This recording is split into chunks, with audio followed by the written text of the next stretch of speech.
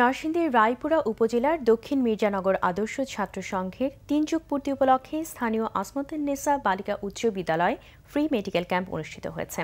এই উপলক্ষে আয়োজিত অনুষ্ঠানে প্রধান অতিথি হিসেবে উপস্থিত ছিলেন বাংলাদেশ প্রেস ইনস্টিটিউট পিআইবির সাবেক মহাপরিচালক ডক্টর আব্দুল হাই সিদ্দিক, বিদ্যালয় পরিচালনা পরিষদের সভাপতি বীর মুক্তিযোদ্ধা মোহাম্মদ আজিজুর রহমান ভূঁইয়ার সভাপতিত্বে মেডিকেল ক্যাম্পের উদ্বোধন করেন আমিরগঞ্জ ইউনিয়ন পরিষদের চেয়ারম্যান মোহাম্মদ নাসির উদ্দিন খান।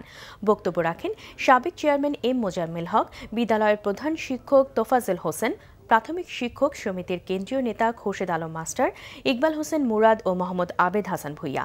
নরসিংদী সিটি হাসপাতালের ব্যবস্থাপনায় মেডিকেল ক্যাম্পে ৩ শতাধিক রোগীকে চিকিৎসা সেবা দেওয়া হয়। ডাক্তার আরিফ হাসান ভূঁইয়া, ডাক্তার গাজী শাকের শিবির ও ডাক্তার জাহাঙ্গীর আলমের নেতৃত্বে চিকিৎসকদের একটি টিম দিনব্যাপী এই চিকিৎসা কার্যক্রম পরিচালনা করেন।